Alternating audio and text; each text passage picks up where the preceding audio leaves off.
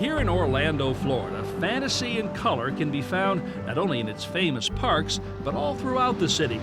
There are close to 100 themed tourist attractions here. And on one quiet residential street, the home of Barbara and Nathan McMahon reflects not only the bright colors, but even some of the fantasy that makes Orlando such a fun place. The couple's kitchen countertop, however, doesn't quite keep up. It's drab and outdated. So the McMahons have asked me to help them replace it with a laminate countertop that's much more in keeping with their adventurous taste. Do you have a sample of the laminate? It's we wanted to go with kind of a slate color. It's lichen, I think, is what they're calling it. Wow. Okay. Well, that'll work really nice with the walls. Yeah, we wanted something that kind of contrasted between the cabinets and the green. Right. Now we could put this on top of what you've got here. Right. But it's generally not the best idea, so we're going to just take everything out and make new blanks, they call them, and then put this on top. Okay. Should be able to do that in a day, maybe a little bit more.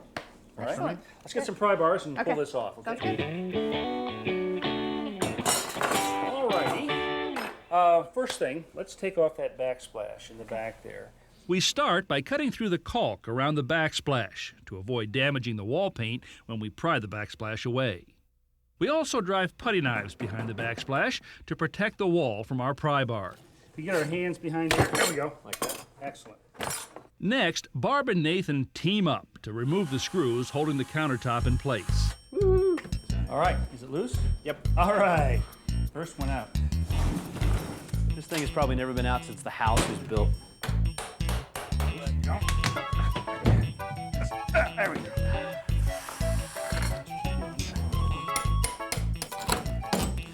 You are free and clear to navigate. Okay, it's loose, guys. All right, so let's take it right out. Very nice. We gotta go up a little higher. Way higher. Way higher. All right. You're gonna tip it up this way. All right. I'm gonna hand this off to you, Nate.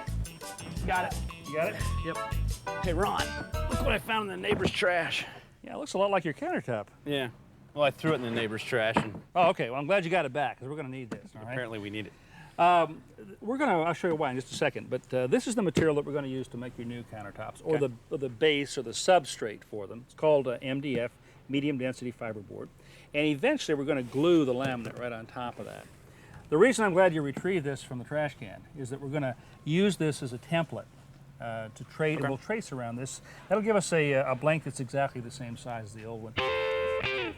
So I can throw this back in the neighbor's can, trash? Back in their trash can. Make it into a desk or something? So there's our outline right there.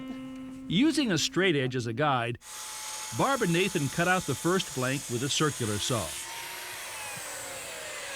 Now you notice that nothing moved when we finished that cut. That's because we've laid out 2x4s under here, and we're cutting through them. We're just barely cutting into them. But it means that we don't have to be hanging on to this. Nothing's going to drop as we cut through it. So that's great, guys. Now we just have to make one cut right down through here, and then kind of finish this one off. We'll do that with a jigsaw.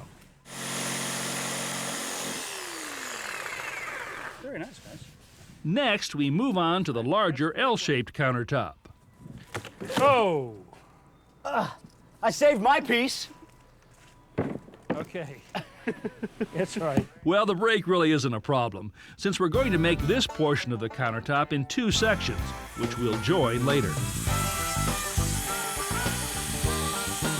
After cutting out those sections, we lay them bottom side up, brush glue on the adjoining edges, then clamp them together until the glue dries.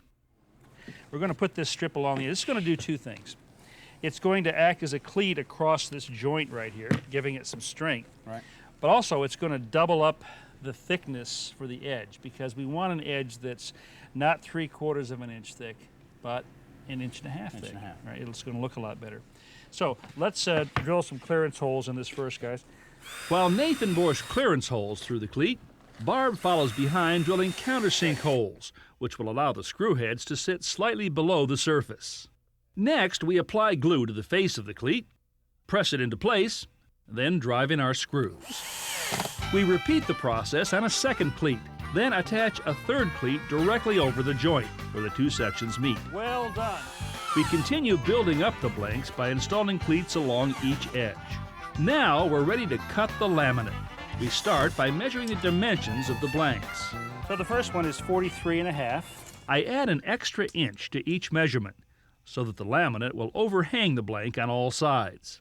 We'll trim off the excess laminate after it's attached to the blank. Now this comes in a whole different size, a range of sheet sizes from 3 feet wide, 6 feet long, to 5 feet wide, 12 feet long. I've selected 4x8 sheets today because I think we'll get the most efficient use of those. After transferring our measurements to the laminate, we cut it to size with a carbide-tipped scoring tool.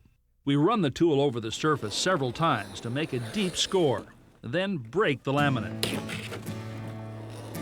Nathan and Barb cut the rest of the laminate to size. We're going to start attaching it on the sides of our blanks. So we're going to do that by applying, first of all, some contact adhesive. Now I've already put one coat on these 3 surfaces here, but Barb, if you want to take a brush and put some more on. This second coat is necessary because the fiberboard is very porous. As Barb brushes it on, Nathan applies contact adhesive to the side strips of the laminate. Only one coat is needed here. And interesting thing about contact cement is you put it on 2 mating surfaces and you want it to be dry to the touch. And so it's not sticky if you touch it with your finger. So when you put the 2 together? Boom. Gotcha. They bond. Now this is called a J roller. We're going to use this to apply pressure to this laminate.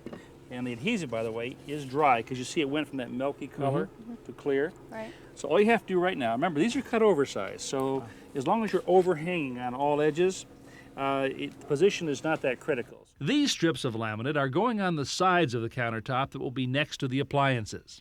Later, we'll use a more decorative treatment for the fronts and exposed ends of the countertops. Now it's time to trim off all that excess laminate. It's going to be easier than you think. This is called a laminate trimmer. It's actually sort of a small router. And the bit that we have in here has a ball bearing. And that's going to actually roll along this surface right here. And the cutter, right back here, is going to cut this off perfectly flush. We run the trimmer along the sides in a clockwise motion. Now what's important here is to keep the base perfectly flat as it moves along the surface. After completing the trim work on the sides of the countertops, we move on to the top. This time we apply the contact adhesive with rollers. And again, we use a double coat on the MDF. All right, it's dry. Cool. Now, remember, when we put these in contact with each other, they'll stick immediately. So what we're going to do is put these strips of wood down here. Just let the end kind of stick out a little bit there, Nate, on that one. Since these strips won't stick to either surface, they allow us to slide the laminate into position and make sure we have an overhang on all sides. Then we remove the strips as we press the laminate into contact with the MDF. Once you've gotten this all rolled out, take the laminate trimmer, in the same way we did the sides, trim the overhang right here, okay? You can do that. I'm going to go to bed. All right. And I'll leave you guys to this, and I'll see you in the morning. Cool. Thanks, Ron. Thank you. Well, good morning. Morning, Ron. Well, you guys made some progress. How'd this go? Yeah, we It's really just good. finished it up. It's day 2 of my house call at the Orlando, Florida home of Barb and Nathan McMahon, who last night applied the rest of the laminate to their new kitchen countertops. We also applied strips of laminate to the countertop edges that will be alongside the appliances. These we smooth with a file. The other edges, this edge and this edge, all the exposed edges, the ones you guys are going to see from the front or the end of the countertop, we're going to treat differently. We're going to put this decorative edge on the blank that we've made up right here. And in order to do that, you notice that there's a tongue right here on the inside. Right. We're going to have to cut a dado or a slot right on the edge right here. Okay.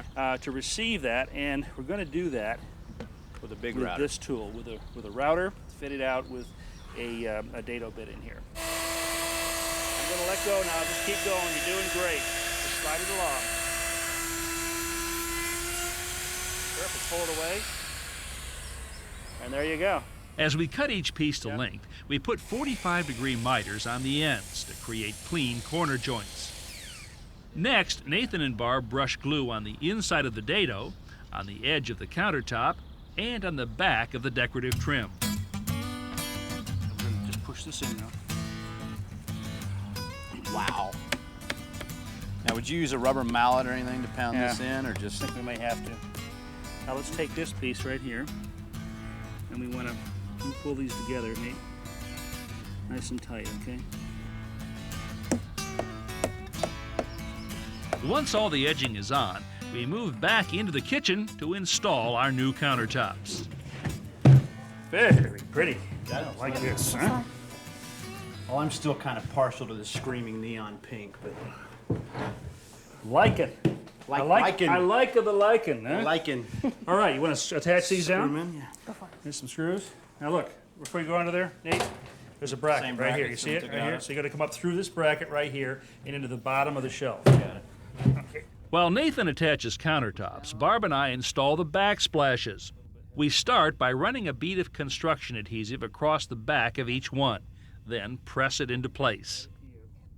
We run a bead of white silicone between the backsplash and tile to seal the gap between them, followed by a bead of clear silicone between the backsplash and the countertop.